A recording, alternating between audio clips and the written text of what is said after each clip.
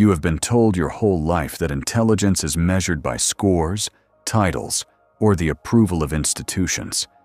But what if that belief itself is the first proof of how deeply you have been misled? What if intelligence is not a single line you climb, but a series of invisible levels you either awaken to or remain blind to for life? Most people never question where they truly stand, because the answer is uncomfortable, unsettling, and brutally honest. Tonight, you are not here to feel reassured. You are here to see clearly. This video will reveal 7 distinct levels of intelligence, not as a hierarchy of pride, but as stages of awareness that shape how you think, suffer, desire, and act in the world. As you listen, you may recognize yourself or realize you have been living below your true capacity. Comment the phrase, "I choose clarity," if you are ready to face yourself. Subscribe, like this video, and stay until the end, because one level in particular exposes a truth few people are strong enough to accept. Long before intelligence was reduced to tests and credentials, thinkers understood it as a matter of survival, power, and inner vision.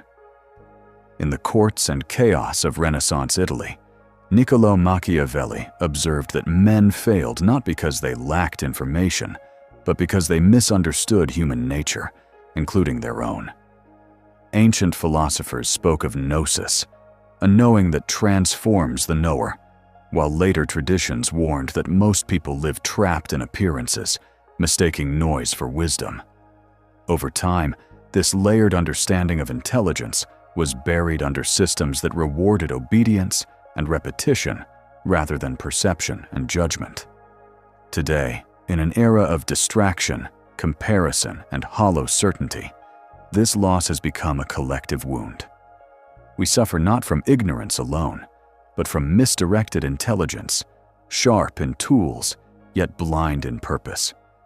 To understand these levels is to recover a forgotten map of awareness, one that explains why so many feel capable, yet unfulfilled, informed, yet inwardly lost. To understand the 7 levels of intelligence, you must first abandon the comforting idea that intelligence is something you either have or do not have. Intelligence is not a trophy, it is a mode of perception, and perception evolves through pain, experience, and confrontation with reality. Each level represents not superiority, but depth. Most people are not stupid. They are simply operating from a narrow band of awareness shaped by fear, conditioning, and unconscious habits. The tragedy is not where you start, but where you remain asleep. The first level of intelligence is reactive intelligence. At this level, you live almost entirely inside stimulus and response. Life happens to you, and you respond emotionally before you think. Praise inflates you, criticism wounds you, rejection destabilizes you. Your intelligence is real, but it is enslaved by impulse. You know things. You can speak, you can reason, yet under pressure, you revert to instinct. This is where most conflicts are born, because reaction feels like action, but it is not. At this level, you mistake intensity for truth. Anger feels honest. Fear feels protective. Desire feels meaningful. In reality, you are being driven. Many people spend their entire lives here while believing they are conscious, because reaction is loud and constant, giving the illusion of engagement. This level keeps you busy, but powerless. The second level is adaptive intelligence. Here, you begin to learn patterns. You observe what works and what does not. You adapt your behavior to environments, social rules, and expectations. You become functional, efficient, and often successful by conventional standards. You know when to speak, when to stay silent, how to fit in, how to avoid punishment and gain reward. This level is praised by society because it produces workers, students, and citizens who comply intelligently. But adaptation has a hidden cost. When your intelligence is focused on fitting into systems rather than understanding them, you outsource your thinking. You become skilled at playing roles, but unclear about who you are without them. Many people confuse adaptation with wisdom, yet it often masks fear. The fear of exclusion, instability, or failure. You survive well, but you do not yet see deeply. The third level is analytical intelligence. This is where the mind sharpens. You question, compare, dissect, and evaluate. You want explanations. You seek logic, structure, and coherence. You begin to distrust appearances and look for causes. This level produces scientists, strategists, philosophers, and skeptics. You feel more awake here because thinking becomes deliberate rather than automatic. Yet this level carries a dangerous illusion, the belief that understanding is control. You can analyze a situation perfectly and still be emotionally blind inside it. You can explain your wounds without healing them. You can predict outcomes and still repeat the same mistakes. Analytical intelligence can become a prison of thought, where you endlessly think about life instead of meeting it. Many intelligent people get stuck here, proud of their clarity, unaware of their rigidity. The fourth level is emotional intelligence, but not in the shallow sense promoted by self-help culture. At this level, you turn inward with honesty. You begin to observe your emotions without being swallowed by them. You recognize patterns in your reactions.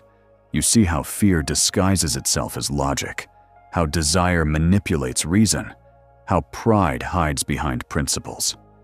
This level is uncomfortable because it requires humility.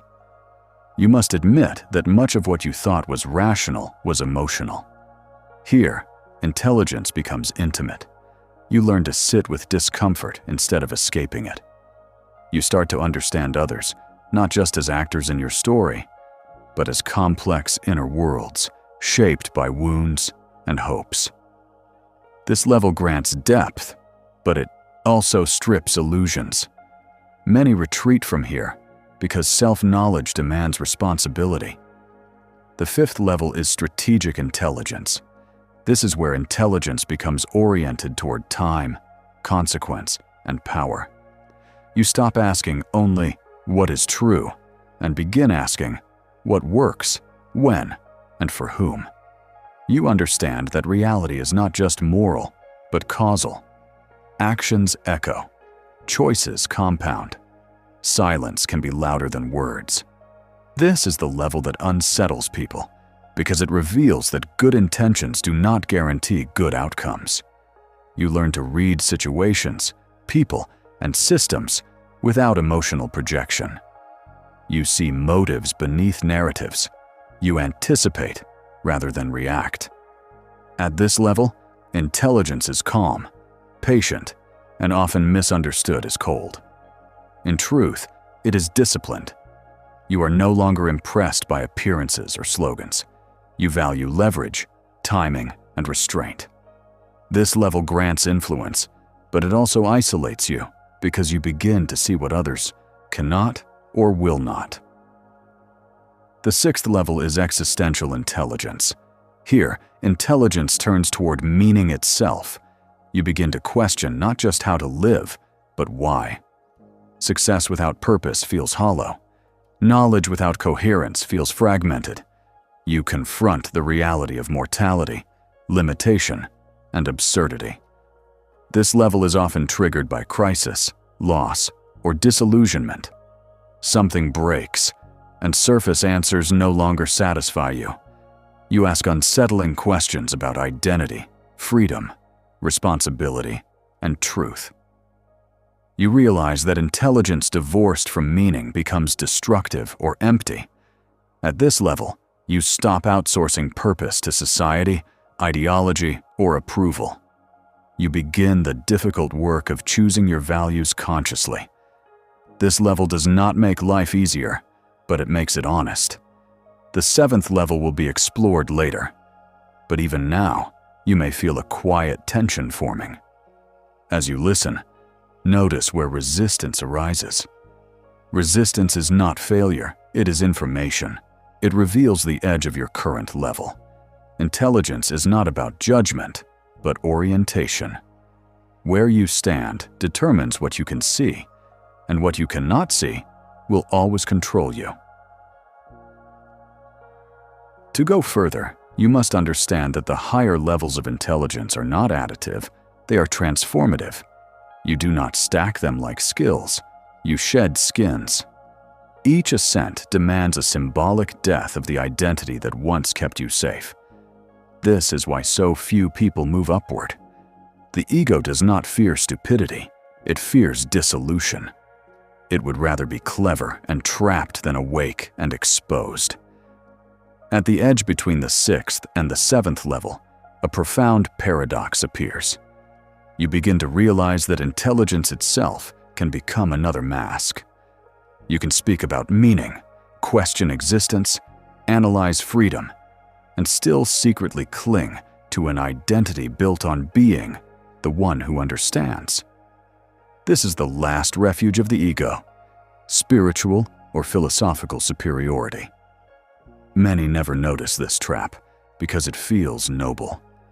Yet beneath it lies fear, the fear of becoming nobody. The 7th level of intelligence is sovereign intelligence. It is not louder than the others. It is quieter. It is not reactive, adaptive, analytical, emotional, strategic, or even existential in isolation.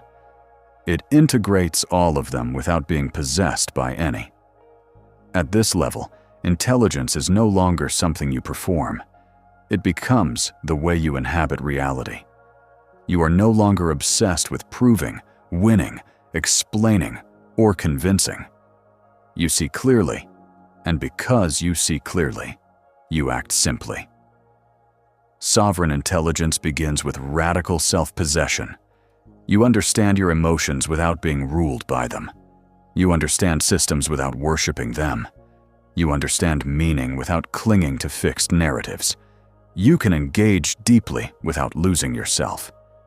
This level does not reject ambition, desire, or power, but it refuses to be owned by them. You no longer need constant stimulation, validation, or identity reinforcement. Silence does not scare you. Solitude does not weaken you. Uncertainty does not paralyze you.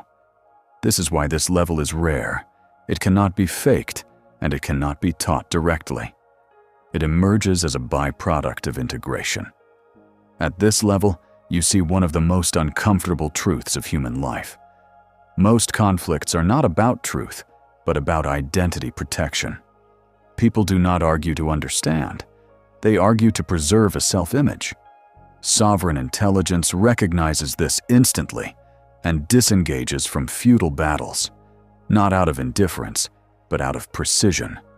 You learn when to speak, when to act, and when to let events unfold without interference. This restraint is often mistaken for passivity by those still trapped in reaction, but it is the opposite. It is controlled force. Another defining trait of this level is inner alignment. Your thoughts, emotions, words, and actions stop contradicting each other. This alignment generates an almost unsettling calm. You are not constantly negotiating with yourself. You do not need to justify every choice. You accept the cost of your decisions without resentment.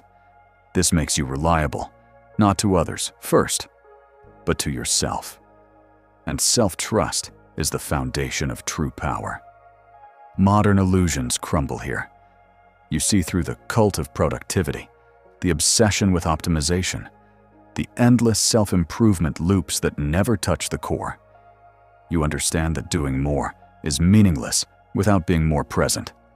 You realize that information without integration creates anxiety, not wisdom. At this level, you consume less, but digest more. You speak less, but say more. You move slower, but arrive sooner. One of the most misunderstood aspects of sovereign intelligence is its relationship with morality. It is not immoral, but it is not naive either. You understand that moral posturing often hides unresolved aggression or fear.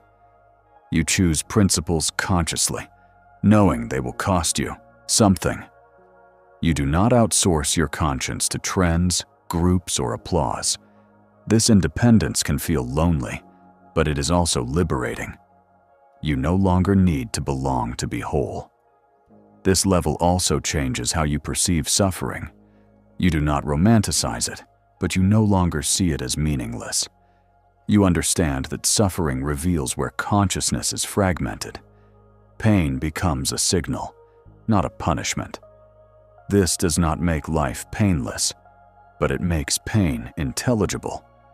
And what becomes intelligible loses its power to dominate you. Perhaps the most unsettling realization at this level is this: most people do not want to be free. They want to be comforted. Freedom demands responsibility, and responsibility exposes the self. Sovereign intelligence accepts this and stops trying to save everyone. You help where help is possible, but you no longer sacrifice yourself to illusions. Compassion becomes precise, not compulsive. If this description feels distant or even threatening, that is not a flaw. It is a signal. Every level feels threatening to the one below it. Intelligence expands by discomfort, not reassurance. The question is not whether you are intelligent, but whether you are willing to let your intelligence change you. Because the higher you go, the fewer masks you can wear, and the more real you must become. Understanding the 7 levels of intelligence means nothing if this knowledge remains abstract, admired, but unused. Intelligence only becomes real when it alters how you live, decide, and relate to yourself and others. The first practice is radical observation. For the next few days, stop trying to improve yourself and simply watch. Notice when you react before thinking, when you adapt to please, when you analyze to avoid feeling, when emotions disguise themselves as logic. Do not judge what you see. Judgment keeps you stuck. Observation creates distance, and distance creates freedom. Each time you notice a reaction without acting on it, you weaken the grip of the first level. The second practice is pattern interruption.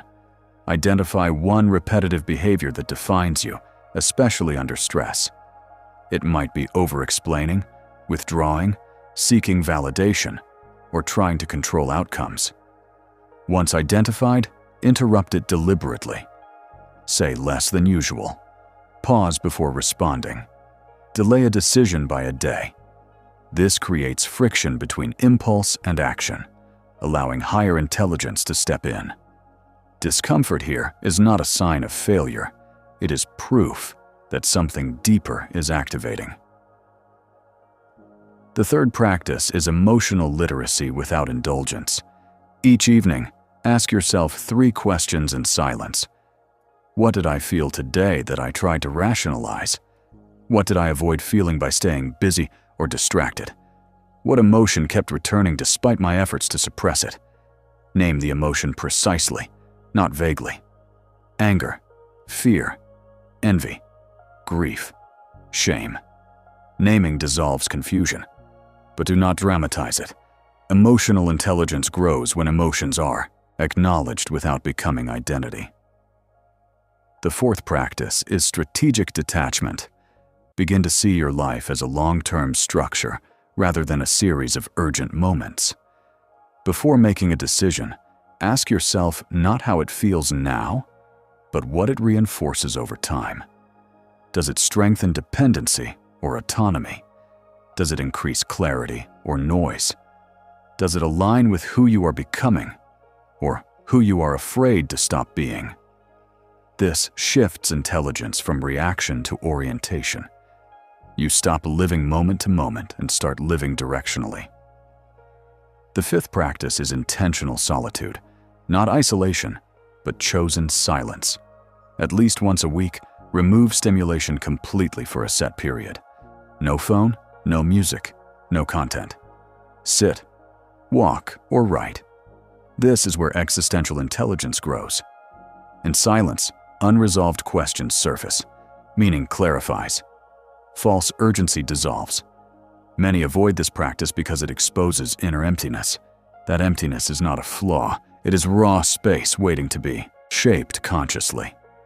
The sixth practice is ego auditing. Regularly ask yourself where your intelligence is being used to protect identity rather than seek truth.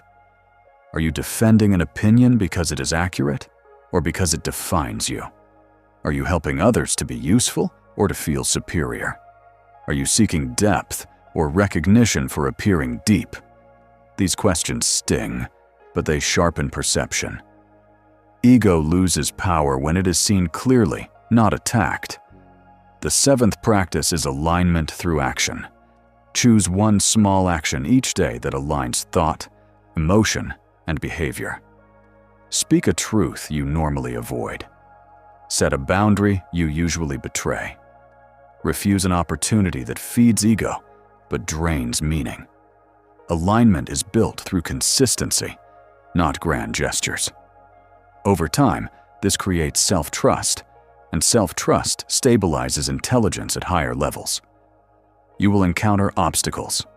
The first is impatience. You will want transformation without friction.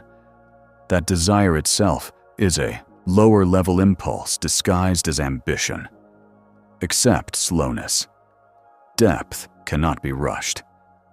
The second obstacle is comparison. Watching others distracts you from your own edge.